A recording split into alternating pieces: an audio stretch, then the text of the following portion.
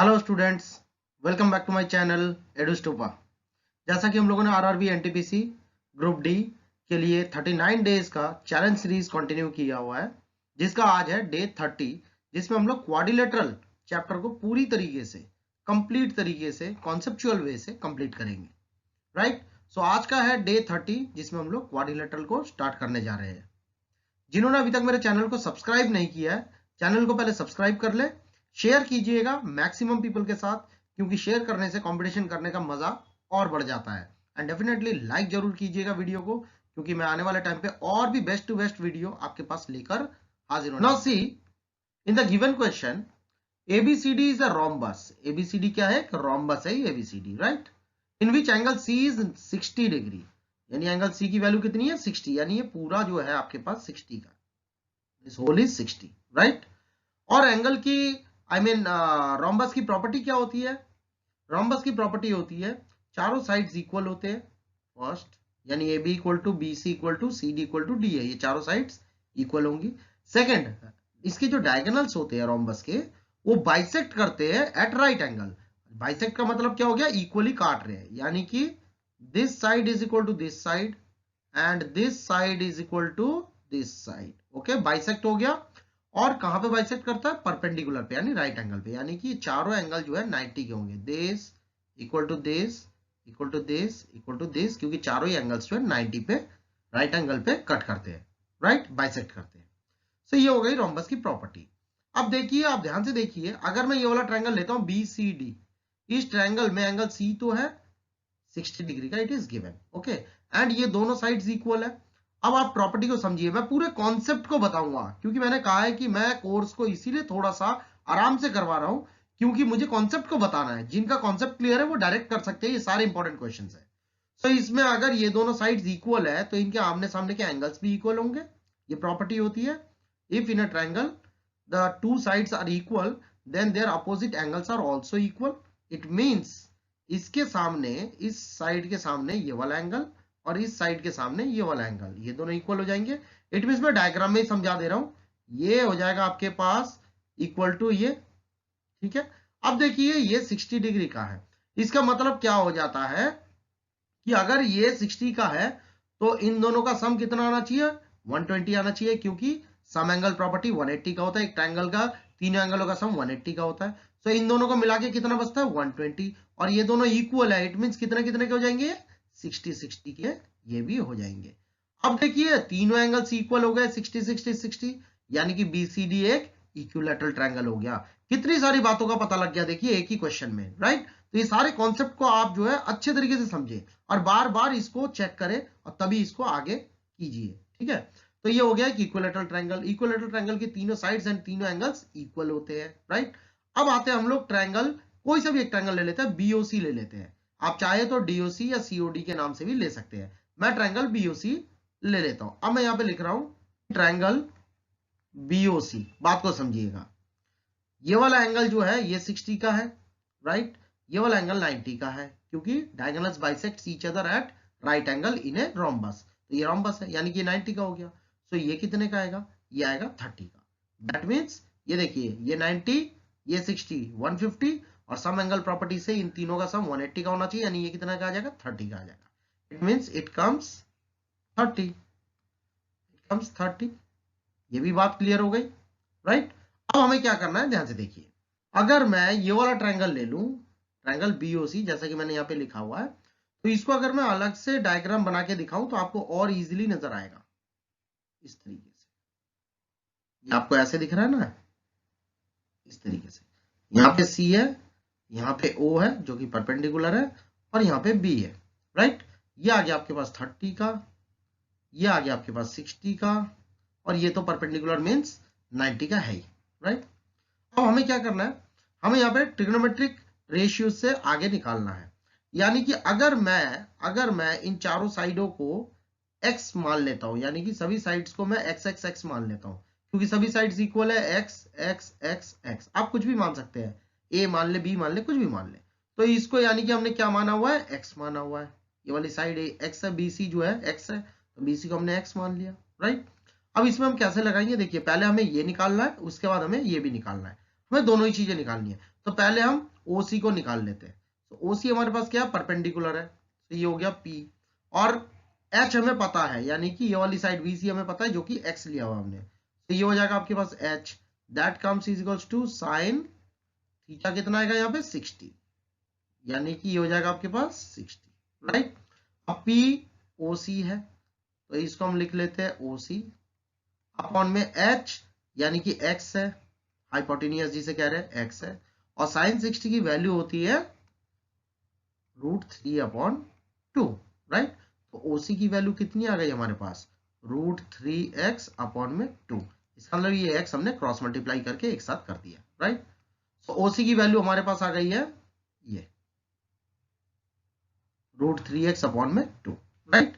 ठीक, अब आप जानते हैं कि यहाँ पे ये जो है हाफ है इस पूरे का, क्योंकि अभी बताया था ना diagonals bisect each other at right angle, bisect means equal, means OC equal to OA है, तो इट मींस अगर ओसी आपके पास √3x/2 है तो एसी इसका डबल हो जाएगा पूरे का। तो दैट मींस अगर हम यहां से एसी को फाइंड आउट कर ले तो AC equal to twice of OC, मैं पूरे कॉन्सेप्ट को बता रहा हूं, यानी 2 इंटू में √3x/2, सो 2 से 2 कैंसिल, दैट कम्स √3x, ठीक है। तो AC की वैल्यू कितनी आ गई हमारे पास, √3x, ओके। अब जैसे हमने AC को निकाला, ठीक है, ऐसी BD को भी हमें निकालना पड़ेगा। BD के लिए हम क्या करते हैं, पहले OB को निकाल लेते हैं, फिर BD इसका डबल हो जाएगा, ठीक है। तो अब क्या करते हैं हम लोग, नाउ इन ट्रायंगल BOC मैंने ऑलरेडी बताया हुआ है, फिर भी मैं एक बार और नोट कर दे रहा हूं, BOC अगेन। अब हमें क्या करना है, हमें निकालना है ये वाली साइड, पहले हमने OC निकाली थी, अब OB निकालना है। इट मीन्स OB हो गया आपके पास बेस, और हाइपोटेनियस आपको पता है x है, तो इसे आपने लिख लिया h, और B/H क्या होता है, cos थीटा, राइट। तो cos थीटा यहाँ पे कितना हो जाएगा हमारे पास, h हो जाएगा, सॉरी थीटा हो जाएगा 60, यानी कि थीटा हो गया हमारे पास 60, ओके। सो B हो गया हमारे पास OB, और h हो गया हमारे पास x, जो कि हम यहाँ पे पुट कर देंगे, x is equal to cos 60 की वैल्यू कितनी होती है, दैट इज 1/2। सो इसे अगर हम सॉल्व कर देते हैं तो OB is equals to cross multiply करने पे हमें मिल गया x/2, ओके। मैं यहाँ पे एक लाइन डाल देता हूं तो आपको इजीली समझ में आ जाएगा। OB की वैल्यू कितनी आ गई, x/2। अब OB की वैल्यू x/2 आ गई है, तो BD क्या हो जाएगा, डबल हो जाएगा, जैसे यहाँ पे OC का डबल AC हुआ था, ऐसे OB का डबल BD हो जाएगा। So it means BD is equals to twice of OB, OB की वैल्यू है x/2, 2 से 2 कैंसिल, इक्वल टू कितना आ गया, x आ गया। तो यानी कि BD की वैल्यू कितनी आ गई है, x आ गई है, और AC की वैल्यू कितनी आ गई थी, √3x। तो हमें फाइनली क्या निकालना है, यहां देख लेते हैं, हम यहाँ पे नोट कर लेते हैं इसको। फाइनली मैं यहाँ पे आंसर को कर देता हूं, हमें निकालना है AC अपॉन में BD, ये लिखा हुआ ना, AC अपॉन में BD हमें फाइंड आउट करना है। तो AC की वैल्यू आ गई हमारे पास √3x, और BD की वैल्यू आ गई हमारे पास x, यहां पे लगा देंगे, लगा दिया x हमने, सो ये कैंसिल हो गया। सो AC अपॉन में BD की वैल्यू हमारे पास आ गई √3/1, राइट, जो कि हमारा आंसर भी है। इसका मतलब क्या हो गया, इसका मतलब AC अपॉन में BD की वैल्यू, AC अपॉन में BD की वैल्यू हमारे पास कितनी आ गई है, √3/1। इसका मतलब ऑप्शन 1 हमारा करेक्ट आंसर है। You got my point. इसमें बहुत सारे कॉन्सेप्ट की बात थी, ठीक है, इसमें रोम्बस की प्रॉपर्टी की भी बात है, सम एंगल प्रॉपर्टी की बात है, साइड्स की बात है, एंगल्स की बातें हैं, मैंने सारी बातें क्लियर करी है, डायग्राम को अलग से भी मैंने शो करके दिखाया जिससे कि इजीली आपको समझ में आए, ठीक है। तो सारी बातें बताई गई है, इसीलिए थोड़ा टाइम लेके बताया गया। आप इस क्वेश्चन को बहुत अच्छे से कीजिएगा, आपको सारे कॉन्सेप्ट्स क्लियर हो जाएंगे, और जिनका कॉन्सेप्ट क्लियर है वो डायरेक्ट इस क्वेश्चन को कीजिएगा, आपको टाइम लगाने की फिर जरूरत नहीं है, एग्जाम पॉइंट ऑफ व्यू से बहुत इंपॉर्टेंट क्वेश्चन है। चलिए move on to the next one. Now see the next one, question लिखा हुआ है the area of quadrilateral ABCD in the given figure is, हमें इस पूरे क्वाड्रिलेटरल का एबीसीडी का एरिया बताना है। अब यहाँ पे देखिए दो राइट एंगल ट्रायंगल दिख रहे हैं, एक तो दिख रहा है एबीसी और एक दिख रहा है ACD, जिसमें से दो साइड हमें पता है।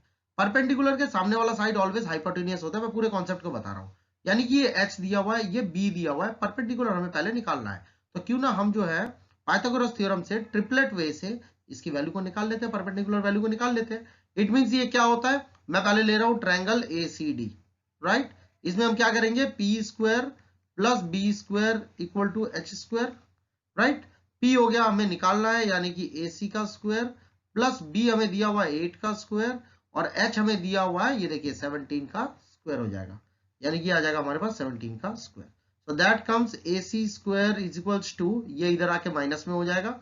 इट मींस 17 का स्क्वायर होता है 289, दैट कम्स 289, और इसका होता है 64, इधर आके माइनस में हो जाएगा, minus 64। So that comes AC is equals to, ये स्क्वायर इधर आके रूट में बन जाएगा, दैट कम्स अंडर रूट, और इसे माइनस करने में हमें मिलता है 5225। देयरफॉर AC की value, therefore AC is equals to 25 का स्क्वायर रूट होता है 15। so AC की वैल्यू आ गई हमारे पास 15 centimetre. Okay, so that means this AC becomes 15 centimetre. तो क्यों ना हम इसे यहाँ पे लिख ले 15 सेंटीमीटर, ठीक है, ये आ गया हमारे पास 15 सेंटीमीटर का। ओके, अब देखिए कितना इजीली ये फाइंड आउट हो सकता है। हमें एरिया निकालना था, तो एरिया निकालने के लिए हम क्या करते हैं, ऑफ ट्रायंगल पहले हम लोग निकाल लेते हैं ABC, ठीक है। ABC में हम लोग कैसे निकालेंगे उसके लिए भी जान लेते हैं। सबसे पहले तो ये समझ ले, ABC में आपको हाइपोटेन्यूस पता है, बेस पता है, परपेंडिकुलर नहीं पता है, क्योंकि 90 डिग्री के सामने वाला हाइपोटेन्यूस होता है। इट मींस ये हाइपोटेन्यूस हो गया 15, और ये जो है बेस हो गया, ये परपेंडिकुलर हो गया। तो ठीक पहले की तरह जैसे अभी हमने इस वाले ट्रायंगल में, जैसे अभी हमने इस ट्रायंगल में ACD में हमने परपेंडिकुलर निकाला था, ठीक ऐसे ही इसमें भी परपेंडिकुलर पहले हम फाइंड आउट कर लेते हैं, राइट। तो परपेंडिकुलर फाइंड आउट करने के लिए हमें क्या करना पड़ेगा, अगेन वही p square plus b square equal to h square. So p हो गया आपके पास जो कि फाइंड आउट करना है, यानी कि BC का स्क्वायर, प्लस बेस हो गया आपके पास 9, यहाँ पे लगा देंगे, और हाइपोटेन्यूस हो गया 15, यहाँ पे लगा देंगे। इट मींस ये हो जाएगा 9 का स्क्वायर इज इक्वल टू 15 का square. So that comes BC square is equals to 15 15 जा 225 minus 9 9 जा 81, इधर आके माइनस में हो जाएगा, that comes 81। So BC is equals to, ये स्क्वायर इधर आके रूट में बन जाएगा, और इसे माइनस करेंगे तो हमारे पास आ जाता है 4। that means कि BC is equals to square root of 144 is 12, that means कि ये आ जाता है 12 सेंटीमीटर। So that means हम कह सकते हैं कि BC आ गया 12 सेंटीमीटर। सारी बात आ गई है, बस अब हमें क्या करना है, इन दोनों में एरिया ऑफ ट्रायंगल का फॉर्मूला लगाना है दोनों ट्रायंगल में, और ऐड कर देना, पूरे का एरिया आ जाएगा। इट मींस आप कह सकते हैं कि एरिया ऑफ ट्रायंगल ABC पहले निकाल लेते हैं, that is equal to half into base, base हो गया 9, ये आपका बेस हो गया, और परपेंडिकुलर हो गया 12, half into base into height, ये हो जाएगा आपके पास 6 6 9 जा 54 सेंटीमीटर स्क्वायर हो गया एरिया ऑफ ट्रायंगल ABC, इतने का। अब इसका भी निकाल ले ठीक इसी तरीके से, इसका मतलब आ जाएगा एरिया ऑफ ट्रायंगल ACD, मैं पूरी बात को लिख के दे रहा हूं कॉन्सेप्ट के साथ, दैट इज हाफ इंटू, इसका बेस हो गया 8 और परपेंडिकुलर हो गया 15, it means 8 into 15, so that comes 4, सो 15 4 जा 60 centimetre square. Therefore total area कितना आ गया क्वाड्रिलेटरल का, ये पूरा ABCD का एरिया कितना आ जाएगा, दोनों को जोड़ देंगे, इसके एरिया को और इसके एरिया को जोड़ देंगे। So that comes 54 plus 60, that is equals to 114 centimetre square is our answer. इसका मतलब ऑप्शन सी हमारा करेक्ट आंसर है। तो हम कह सकते हैं कि ऑप्शन सी इज आवर, यानी third option is our correct answer, 114 centimetre square. Got my point, मैं पूरे कॉन्सेप्ट के साथ बता रहा हूं। चलिए move on to the next one. Now see, first of all हम लोग क्या करते हैं, डायग्राम को बना लेते हैं। अकॉर्डिंग टू क्वेश्चन हम लोग डायग्राम बना लेते हैं। ABCD एक क्वाड्रिलेटरल बोला, इन विच diagonal BD is equals to 64, AL perpendicular BD and CM perpendicular on BD such that AL equal to इतना, CM equal to इतना, the area of quadrilateral ABCD in square centimetre हमें बताना है। ठीक है, तो सबसे पहले हमें डायग्राम को बनाना ही पड़ेगा। ठीक है, सबसे पहले हम लोग डायग्राम को बना लेते हैं। इस तरीके से मैंने क्वाड्रिलेटरल बना दिया, पूरे कॉन्सेप्ट के साथ बता रहा हूँ। और बहुत ही ज्यादा इंपॉर्टेंट क्वेश्चन है ये सारे, बहुत ज्यादा इंपॉर्टेंट क्वेश्चन है। आप मेरे साथ साथ रिवाइज करते रहिए। एनटीपीसी आरआरबी के लिए आप फुल्ली मतलब कंप्लीटली थॉरली एकदम रेडी हो जाएंगे, राइट। सो ये आपके पास एक डायग्राम दिया हुआ है और इसमें डायगोनल बीडी को ज्वाइन कर लेते हैं हम लोग इस तरीके से। और बोला है ए एल जो है इस पे परपेंडिकुलर है, यानी कि like this is perpendicular, and C M जो है वो भी इस पे परपेंडिकुलर है। So like this C M is also perpendicular. So यहाँ पे हम लोग नाम रख लेते हैं A L and this is C M, right. This is the diagram, given diagram. Now हमें क्या निकालना है, एबीसीडी पूरे का एरिया निकालना है। It's very simple. इसकी हम लेवलिंग भी कर देते हैं। देखिए यहाँ पे क्या लिखा हुआ है, ये देखिए B D equal to 64 centimetre है, यानी बी डी 64 है, और ए एल की वैल्यू दी हुई है 13.2, ए एल 13.2 है, एंड सी एम 16.8 है, सी एम 16.8 है। पूरी बात को क्लियर कर रहा हूँ आपके सामने। That means this comes B D equal to here, B D equal to 64 centimetre, okay, and A L equal to 13.2 centimetre, जो कि ऑलरेडी क्वेश्चन में दिया हुआ है, and C M equal to 16.8 centimetre, right. So बस अब हमें क्या करना है, area of quadrilateral A B C D, ठीक है, इसका इक्वल टू हो जाएगा area of triangle A B D plus area of triangle B C D. अब ध्यान से देखिए, ए बी डी और बी सी डी को ऐड कर लेंगे तो ही हमारे पास complete area A B C D का आ जाता है। आपको भी पता ही है कि एरिया ऑफ ट्रायंगल क्या होता है, half into base into height, that is half into base हो गया बी डी इंटू हाइट हो गया ए एल, राइट, प्लस इस पे भी यही फॉर्मूला लग जाएगा। सो हाफ इंटू इसका भी बेस बी डी है एंड परपेंडिकुलर सी एम है, that means B D into C M, right.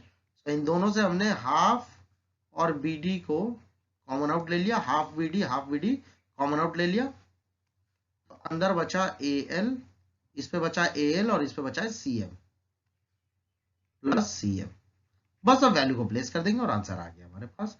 BD की वैल्यू 64 है, यहाँ पे लगा देंगे, AL की वैल्यू 13.2 यहाँ लगा देंगे, और CM की वैल्यू 16.8 यहाँ पे लगा देंगे, right. So that comes 64 into 13.2 plus 16.8, so that comes, ये कैंसिल होके हो गया 32, so 32 into में इन दोनों को ऐड कर लेंगे, so that comes 0, डेसिमल यहाँ आ जाएगा, 7 और 3 10 का 0, और ये बन जाएगा आपके पास 3, right. So that comes, decimal के बाद 0 कैंसिल हो गया, सो इट कम्स 0, 3 2 जा 6, 3 3 जा 9, यानी 960 centimetre square is the area of quadrilateral ABCD। समझ गया, तो ये हमारे पास आंसर आ गया। इसका मतलब ऑप्शन 4 हमारा करेक्ट आंसर है।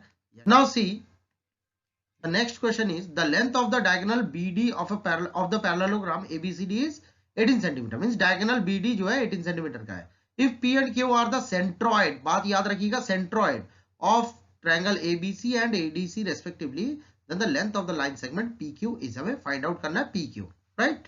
चलिए, so इसके डायग्राम को भी हम लोग बना लेते हैं। हमें बोला है यहाँ पे एक पैरेललोग्राम बोला है, ये एक पैरेललोग्राम बना लेते हैं हम लोग like this, राइट। ये हमने एक पैरेललोग्राम शो कर दिया और इसका नाम रख देते हैं ABCD। अब यहाँ पे डायगोनल BD बोला है, यानी ये BD को ज्वाइन कर लीजिए यहाँ पे, इट मींस डायगोनल BD को ज्वाइन कर लिया। मैं फ्री हैंड से कर रहा हूँ तो थोड़ा सा समझ लीजिएगा। और क्या बोला है हमें, BD जो है वो है 18 सेंटीमीटर का, ओके। ये वाला भी आपको ज्वाइन करना पड़ेगा, राइट। और पैरेललोग्राम में जो डायगोनल्स होते हैं वो बाइसेक्ट ईच अदर होता है। एंड आगे क्या बोला है, यहाँ पे ध्यान से समझिएगा बात को, कि P and Q are the centroid of triangle ABC and ADC, मतलब P जो है ABC पे और Q जो है वो ADC पे सेंट्रॉइड है। अब सेंट्रॉइड की भी एक प्रॉपर्टी लगेगी, ध्यान से देखिएगा। पहले ट्रायंगल ABC पे P सेंट्रॉइड है, यानी कि P आएगा यहाँ पे कहीं पे आएगा, यहाँ आएगा P, ठीक है। और Q जो है वो ADC पे आएगा, ADC पे Q आएगा, इसका मतलब यहाँ पे कहीं पे आएगा, आएगा Q, यहाँ पे आएगा Q, ठीक है, इस पॉइंट पे आएगा Q। मैं इस कलर से दिखा देता हूं, आपको दिख जाएगा, ये आ रहा है P और Q यहाँ पे, ठीक है। तो ये हो गया हमारे पास डायग्राम। अब आप बात को समझ लीजिए यहाँ पे कि सेंट्रॉइड का कुछ प्रॉपर्टी होता है। अब ये जो P जो सेंट्रॉइड और Q जो सेंट्रॉइड है, इसकी प्रॉपर्टी को हम कैसे लगाएंगे, इसका नाम हम रख देते हैं O, ये जो मिडिल सेंटर पे है इसका नाम रख देते हैं हम लोग O, ठीक है। ये जो OP है, ध्यान से डायग्राम में देखिएगा, OP is 1/3 of OB. It means like this, OP is 1/3 of OB, ठीक है। ये 1/3 of OB है, OP जो है वो 1/3 of OB है, ठीक है। अब OB कितना होगा, इस पूरे का हाफ होगा, और ये पूरा कितने का बताया था, 18 सेंटीमीटर का बताया था। और अभी मैंने बताया कि ये एक पैरेललोग्राम है, गिवन है। तो पैरेललोग्राम में जो डायगोनल्स होते हैं वो बाइसेक्ट ईच अदर होता है। Bisect means two equal parts में डिवाइड करता है, यानी कि OB इक्वल टू OD होगा। सो दैट मीन्स OB की अगर बात बोलूं तो ये 9 सेंटीमीटर का होगा, और OD की बात बोलूं तो ये भी 9 सेंटीमीटर का होगा, क्योंकि दोनों को मिला के टोटल 18 सेंटीमीटर है। इट मीन्स ये जो OB है, मैं यहाँ पे लिख सकता हूं OB equal to 9 centimetre and OD equal to 9 centimetre, ठीक है। ये तो आ गया आपके पास पैरेललोग्राम के प्रॉपर्टी से, right. Diagonals bisects each other, bisect means दो बराबर हिस्सों में बांटना, टू इक्वल हाफ्स में बांटना। ये पूरा 18 का, तो ये 9 और 9 का हो जाएगा, राइट। बताओ इसको, तो यहाँ पे मेरे पास क्या वैल्यू आ जाती है, फिर यहाँ पे मेरे पास आ जाएगी OP is equals to 1/3 of 9 centimetre, यहाँ पे 9 को लिख देंगे, 9 सेंटीमीटर, ठीक है। सी हो जाएगा 3 3 9, यानी OP की वैल्यू आ गई मेरे पास 3 सेंटीमीटर। अब यहाँ पे एक और बात समझने की है, वो ये कि 1/3 ऑफ OB कैसे होता है। मैं आपको एक अलग से डायग्राम बना के समझाता हूं सेंट्रॉइड का केस होता क्या है। अगर आपने इस तरीके से ट्रायंगल को बनाया, ठीक है, और अगर मान लेते हैं कि ये जो है ये वाला पॉइंट आपका सेंट्रॉइड का है, तो सेंट्रॉइड ऑलवेज 2:1 में बांटता है, अपने आप को 2:1 में बांटता है, ये सेंट्रॉइड की प्रॉपर्टी है। इसका मतलब ये वाला हिस्सा जो है ये 2 का है, और ये वाला हिस्सा जो है ये 1 का है। तो मैंने ये वाले हिस्से की बात करी है, इस वाले हिस्से की, तो ये जो है इस पूरे का 1/3 हुआ।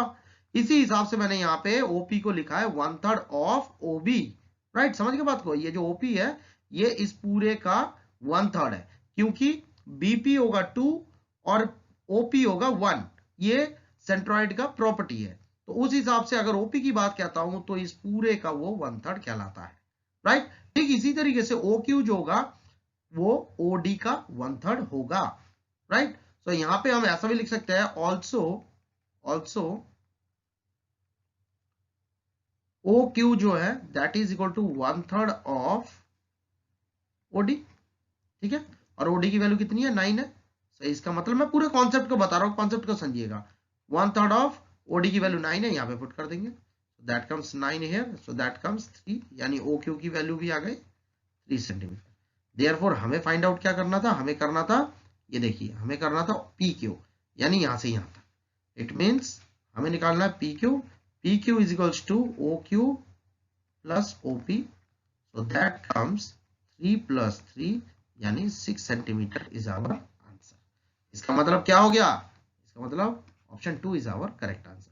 मैं पूरे कॉन्सेप्ट को बता रहा हूं एक एक क्वेश्चन में, और बहुत ज्यादा इंपॉर्टेंट क्वेश्चन है, बट इजी क्वेश्चन है, और ये क्वेश्चंस बार बार एग्जाम में पूछे जाते हैं, पूछे रहे हैं और पूछे जाएंगे।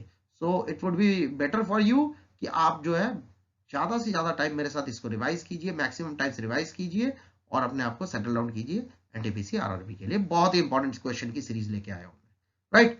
चलिए move on to the next. Now see the question first.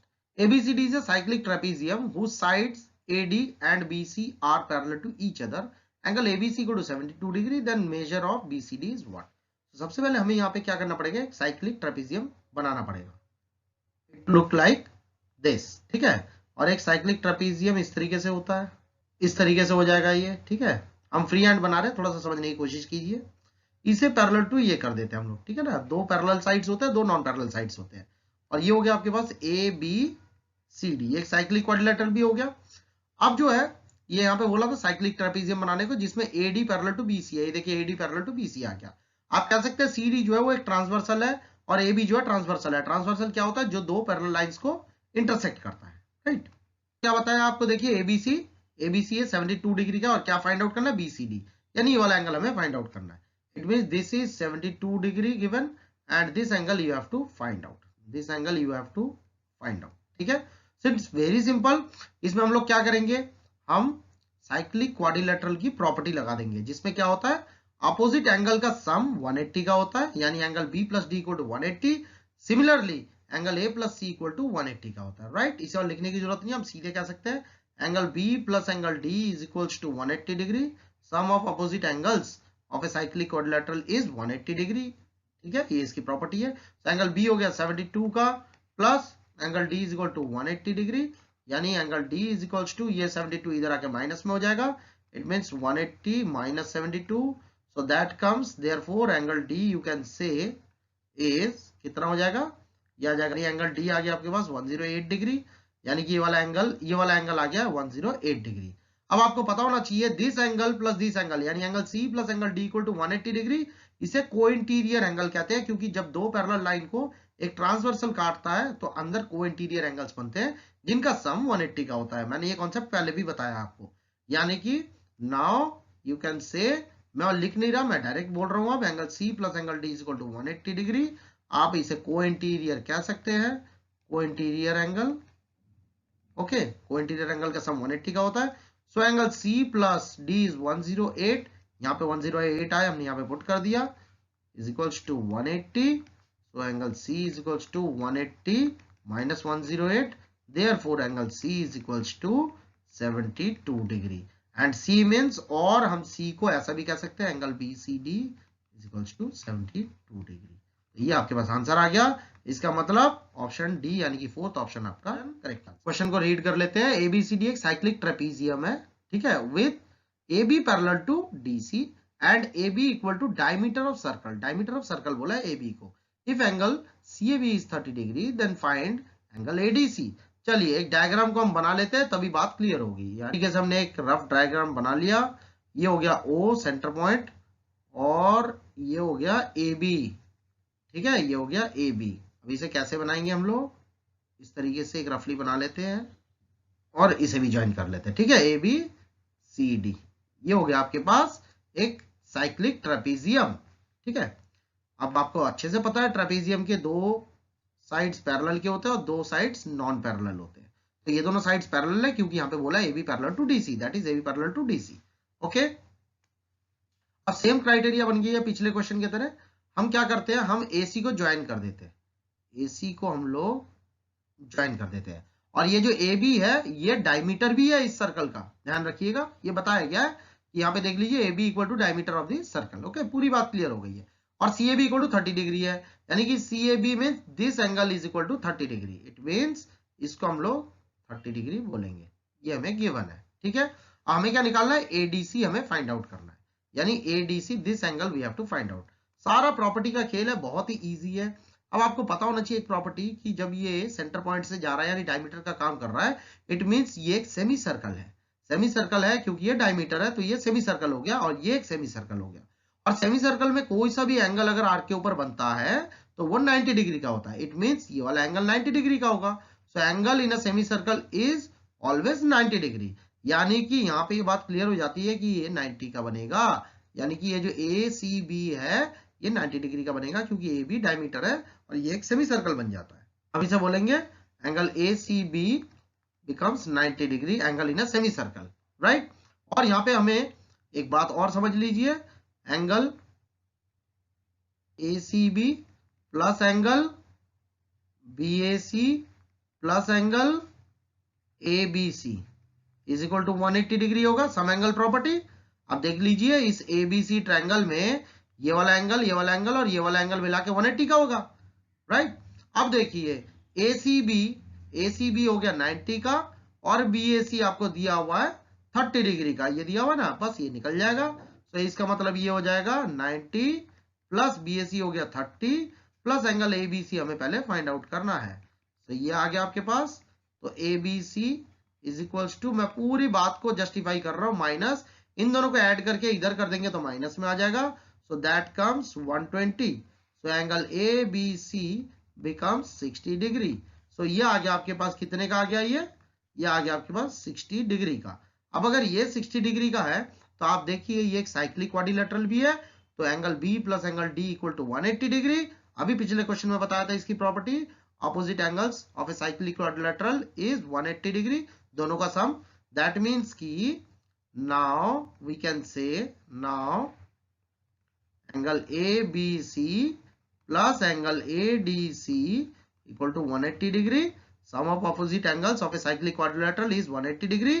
That means ये 60 का यहाँ पे लगा दिया, ये बन गया 60 प्लस एंगल ADC हमें फाइंड आउट करना है।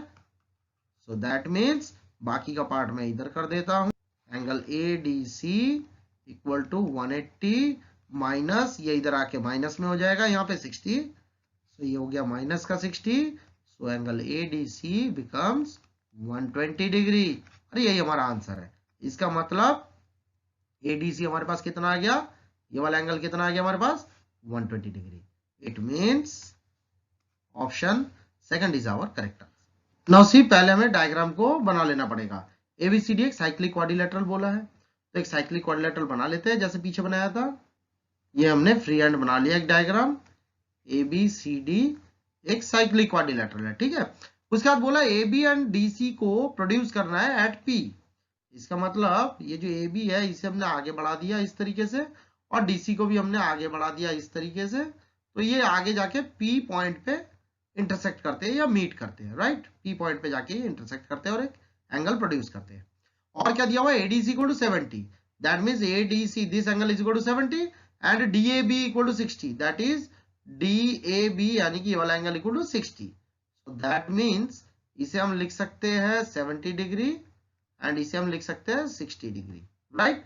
सो सबसे पहले अब हमें क्या देखना है, निकालना क्या, अब हमें निकालना है PBC और PCB, that is PBC means this angle and PCB means this angle, यानी इन दोनों एंगलों का सम कितना होगा, राइट। क्या करते हैं, सबसे पहले लेते हैं इन ट्रायंगल APD, ये पूरा ट्रायंगल ले लेते हैं जिसमें दो एंगल हमें पता है, तो थर्ड एंगल क्या हो जाएगा, सम एंगल प्रॉपर्टी से आ जाएगा। तो 70 प्लस 60 बिकम्स 130, सो 130 180 से माइनस करेंगे तो हमारे पास आ जाएगा 50, दैट मींस दिस कम्स 50। तो इसे लिख के करेंगे तो कैसे करेंगे, angle A plus angle P plus angle D is equal to 180 degree, okay, sum angle property. So A हो गया आपके पास 60 का प्लस P हमें निकालना है, राइट, और D दिया हुआ आपको कितना 70 का is equal to 180 degree, P is equal to 180 minus इन दोनों को ऐड किया 130, इधर आके माइनस में हो जाएगा यहाँ पे, दैट कम्स माइनस का 130, यानी कि angle P is equal to 50 degree. और हम P को एंगल APD भी बोल सकते हैं, APD भी बोल सकते हैं, ठीक है, या हम इसे BPC भी बोल सकते हैं, राइट। इसे हम BPC भी बोल सकते हैं इस एंगल को, या हम इसे एंगल BPC भी बोल सकते हैं, मतलब एक ही है इन दोनों का, राइट। चलिए अब हमें क्या निकालना है, इन दोनों का सम, बहुत ही इजी हो गया। अब आप ट्रायंगल ले ले BPC, ट्रायंगल ले ले BPC, इसमें आप क्या करें, angle BPC plus angle PBC plus angle PCB is equal to 180 degree, sum angle property, this comes 50 plus हमें फाइंड आउट करना है PBC plus angle PCB is equal to 180 degree, so angle PBC plus angle PCB is equal to 180, इसे इधर आके minus में कर देंगे, so that comes minus 50, so therefore you can say angle PBC plus angle PCB is equals to 130 degree and this is your answer, क्योंकि हमें निकालना था PBC plus PCB equal to 130 degree, यानी ऑप्शन फर्स्ट हमारा correct answer हो गया, option first हमारा correct answer हो गया, ठीक है। पूरे कॉन्सेप्ट को इस पे बताया गया, बात को समझिएगा और बार बार इसे कॉन्सेप्ट को समझ के ही रिवाइज कीजिए। Now see the next question is, देखिए इस क्वेश्चन में भी हमें सेम टू सेम पिछले क्वेश्चन की तरह दिख रहा है। ABCD is a cyclic quadrilateral, AB and DC when produced meet at P। अभी पिछले क्वेश्चन में भी यहां तक सेम टू सेम था। If PA equal to 8 centimetre, PB equal to 6 centimetre, PC equal to 4 centimetre, then the length of PD is. ठीक है, अब इसकी भी एक प्रॉपर्टी होती है, पहले हम डायग्राम को समझ लेते हैं उसके बाद आगे बढ़ते हैं। तो ये हो जाएगा आपके पास ABCD, राइट। अब इसमें जो है बात को समझ लीजिएगा, इसे अगर मैंने आगे एक्सटेंड किया और इसे अगर मैंने आगे एक्सटेंड किया तो कहीं पे यहां पे आके ये मीट करते हैं एट P। ठीक है, इस एंगल पे आके ये मीट करते हैं। अब यहाँ पे क्या बताया हुआ है, यहाँ पे देख ले, PA equal to 8 centimetre. It means P से लेकर A पूरा 8 सेंटीमीटर का है और P से लेकर B 6 सेंटीमीटर का है, यानी यहां से यहां तक ये 6 सेंटीमीटर का है। इट मीन्स ये हो गया 6 सेंटीमीटर का, और ये पूरा अगर 8 का है तो इट मीन्स ये कितने का आएगा, 2 का आएगा, यानी ये आ जाएगा 2 सेंटीमीटर का। तो ये AP पूरा 8 का बन गया, 2 + 6 8 बन गया। ठीक है, और यहाँ पे AP जो है या PA जो है 8 सेंटीमीटर है, और यहाँ पे क्या बोला, PC दिया हुआ है 4 सेंटीमीटर का, यानी PC जो है ये 4 सेंटीमीटर का दिया हुआ है। इट मीन्स इसे भी लेवलिंग कर लेते हैं 4 सेंटीमीटर। तो हमें क्या निकालना है, हमें निकालना है यहाँ पे PD। तो यानी कि ये PD हमें पूरा यहाँ पे फाइंड आउट करना है। ओके, समझ गए बात को। इसकी प्रॉपर्टी क्या है, प्रॉपर्टी को भी जान लेते हैं। प्रॉपर्टी होती है AP इंटू में BP is equals to DP into में CP, ये इसकी प्रॉपर्टी होती है, यानी this whole into this equal to this whole into this. ठीक है, बस इस प्रॉपर्टी के तहत हम इसे निकाल देंगे। तो AP जो है हमारे पास दैट इज इक्वल टू 8, यानी पूरा 8 का है, मैंने डायग्राम में भी शो किया हुआ है। और BP जो है that is this one is 6, तो यहां पे लगा देंगे 6 इज इक्वल टू, अब DP जो है, DP मुझे फाइंड आउट करना है, तो इसको मैं x मान लेता हूं, CD को, this will be suppose x। ठीक है, तो DP बन जाएगी मेरे पास, क्या बन जाएगी, x + 4, x + 4, और इंटू में CP आपके पास 4, तो यहाँ पे CP की जगह 4 लगा देंगे, बस इसे सॉल्व कर देंगे, आंसर मेरे पास आ जाएगा 8 6 48। मैं एक एक स्टेप क्लियर करके खोल खोल के बता रहा हूं, आप बात को समझिएगा। और ये 4 से मल्टीप्लाई कर लेंगे तो 4x + 4 4 16, जिन्हें आता है वो डायरेक्ट डेफिनेटली कर सकते हैं 48। लेकिन हाँ, क्वेश्चंस बहुत इंपॉर्टेंट है, इन क्वेश्चंस को बार बार रिवाइज कीजिए। 32 इज इक्वल्स टू 4x, 4 से कैंसिल कर दिया 8, तो x की वैल्यू कितनी आ गई, 8। देयरफॉर x मतलब हो गया, x का मतलब हो गया CD या DC। ठीक है, तो हमें क्या निकालना है यहाँ पे, हमें यहाँ पे निकालना है PD निकालना है। ठीक है, तो पहले हम जो है CD पे वैल्यू को प्लेस कर देते हैं, यानी कि DC हो गया आपके पास 8 सेंटीमीटर, right. Therefore DP is equals to DC + CP। So इसे आगे यहाँ पे फर्दर कर देते हैं, देयरफॉर DP या PD, आप कुछ भी कह लें, PD is equals to, DC की वैल्यू है 8 और CP की वैल्यू है 4, that comes 8 + 4 equal to 12 centimetre. मैं स्टेप बाय स्टेप करके दे रहा हूं, बात को समझ लीजिएगा। इसका मतलब ऑप्शन क्या हो गया, 4th हमारा आंसर हो गया, यानी PD की वैल्यू आ गई है 12 सेंटीमीटर, यानी ये पूरा जो है 12 सेंटीमीटर का बन जाता है, राइट। यानी option 4 is our correct answer. चलिए इस क्वेश्चन को भी रीड आउट कर लेते हैं। In a parallelogram PQRS, angle P is 4 times of angle Q, then the measure of R is, it's very simple। एक पैरेललोग्राम बना लेते हैं हम लोग पहले। ठीक है, PQRS जिसमें एंगल P जो है वो 4 टाइम्स ऑफ एंगल Q है। इट मीन्स ये जो एंगल P है ये इस Q का 4 टाइम्स है। सो Q ना, मैं Q को अगर x मान लूं, so it becomes 4x। Okay, ये बात क्लियर हो जाती है। अब आपको पता है कि पैरेललोग्राम में ऑपोजिट लाइंस जो होते हैं, पेयर ऑफ ऑपोजिट साइड्स जो होते हैं वो पैरेलल होते हैं, राइट। सो इसका मतलब ये हो जाता है कि angle P plus angle Q is equals to 180 degree मैं बोल सकता हूं। ठीक है, जिसे कहते हैं को इंटीरियर एंगल आप कह सकते हैं। अभी मैंने पीछे भी बताया था इसके बारे में। ठीक है, को interior angle, this plus this equal to 180, क्योंकि ये दो पैरेलल लाइंस है और ये ट्रांसवर्सल का काम कर रहा है। राइट। तो अंदर के दोनों एंगल्स का सम 180 होगा, यानी कि को इंटीरियर हो जाएगा। That comes 4x plus x is equals to 180, so 5x is equals to 180, so 5 से कैंसिल कर देंगे तो इट कम्स 36, देयरफॉर x की वैल्यू कितनी आ गई 36 डिग्री। अब अगर x 36 आ गया आपके पास, सो आपने क्या निकालना है, r निकालना है, तो यानी कि ये वाला एंगल पहले निकाल लेते हैं। सो देयरफॉर हम लोग यहाँ पे लिख सकते हैं, therefore angle P is equals to 4 into 36, so that comes 4 6 are 24, 4 3 are 12 और 2 14, यानी 144 डिग्री हो गया। तो एंगल P हो गया 144 डिग्री। ना आपको पता होना चाहिए कि एक पैरेललोग्राम की प्रॉपर्टी होती है कि अपोजिट एंगल्स जो है वो इक्वल होते हैं। In a parallelogram opposite angles are equal, so that means angle P is equal to angle R, so that means angle P is equals to angle R, opposite angles of parallelogram, therefore angle R is equals to 144 डिग्री। और यही हमारा answer है, हमें निकालना ही था angle R equal to what होगा, यानी क्या होगा, तो एंगल R हो गया 144 डिग्री, यानी ऑप्शन फर्स्ट हमारा करेक्ट आंसर। तो इसी के साथ आज की हमारी ये सीरीज भी कंप्लीट हो जाती है विद मोस्ट इंपॉर्टेंट क्वेश्चंस। आप इन्हीं क्वेश्चंस को मैक्सिमम टाइम्स रिवाइज कीजिए, एनटीपीसी आरआरबी के लिए फुल्ली कॉन्फिडेंट हो जाएंगे। And each and every concept को समझिएगा, मैंने समय लगाया कॉन्सेप्ट को बताने में, क्वेश्चन करने में कोई टाइम नहीं लगता। आप इन्हीं क्वेश्चंस को अच्छे से रिवाइज कीजिए एंड मैक्सिमम टाइम्स रिवाइज करके अपने आप को पूरी तरीके से थॉरली प्रिपेयर कर लीजिए एनटीपीसी आरआरबी के लिए। All the best for your exam.